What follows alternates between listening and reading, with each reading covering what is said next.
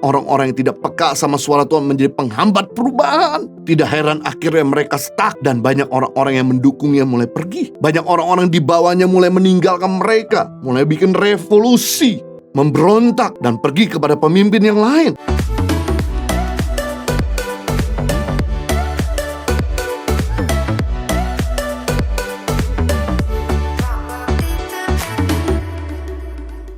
Yang ketiga, bagaimana kita memimpin perubahan? Mendengar dan menjawab Allah dengan segera. Orang yang mendengar suara Tuhan lebih excellent, lebih efektif, lebih tajam daripada orang yang tidak mendengar suara Tuhan. 1 Samuel 3:10. Lalu datanglah Tuhan berdiri di sana dan memanggil seperti yang sudah-sudah. Samuel, Samuel, dan Samuel menjawab, berbicaralah sebab hambamu ini mendengar. 3 kali Tuhan bicara kepada Samuel yang muda. Pada suara Tuhan yang pertama dan kedua, Samuel masih belum mengerti itu adalah suara Tuhan. Tapi pada suara Tuhan yang ketiga, Samuel mulai paham itu adalah suara Tuhan. Makanya dia mulai menjawab, aku ini hambamu, siap melakukannya. Dan yang luar biasa, Samuel selalu menghormati suara Allah dengan melakukan apa yang Tuhan katakan. Itu sebabnya Samuel menjadi nabi yang begitu tajam dan peka akan suara Tuhan. Mengurapi Raja Saul, mengurapi Raja Daud. Mendengar suara Tuhan perlu terlatih dengan sering membangun hubungan dengan Tuhan dan melakukan apa yang Tuhan katakan. Kalau ia sudah bicara, tapi kita tidak mau melakukan, maka percuma lagi Tuhan bicara sama kita. Karena kita saja tidak pernah gubris, kita abaikan suara Tuhan, bagaimana dia mau bicara lagi? Sama dengan kita, kalau kita ngomong sama teman,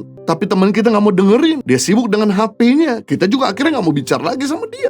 Atau kita ngomong, dia nggak lakukan. Maka kemarin aja nggak lakukan apa yang kupesankan, bagaimana kau bisa melakukan yang lain lagi? Penting di sini untuk kita jadi orang yang tidak keras hati ketika mendengar suara Tuhan, agar dia sering bicara terus sama kita dan kita makin peka terhadap suaranya. Ibrani 3:15, tetapi apabila pernah dikatakan pada hari ini, jika kamu mendengar suaranya, jangan keraskan hatimu seperti dalam kegeraman. Keras hati mengikuti suara Tuhan membuat Tuhan tidak lagi bicara, seperti yang terjadi pada zaman Imam Eli. Karena kedegilan hati Imam Eli yang tidak tegas sama anak-anak yang dursila membuat suara Tuhan dan penglihatan pun jadi jarang terdengar. Wow, ironis, orang hamba Allah, seorang imam yang melayani di bait suci, tidak dengar suara Tuhan. Kenapa? Karena sering mengabaikan pesan Tuhan. Keras hati mengikuti suara Tuhan mengakibatkan kita jadi jatuh ke dalam berbagai-bagai masalah. Namun hati yang nurut mengikuti suara Tuhan mencegah kita untuk jatuh dari berbagai-bagai masalah. Kerinduan Tuhan adalah berbicara kepada kita seperti layaknya seorang ayah berbicara kepada anaknya. Kerinduan Tuhan berbicara pada kita seperti layaknya seorang sahabat berbicara kepada temannya untuk menuntun, menghibur, menasihati, memperbaiki kesalahan dan memberdaya,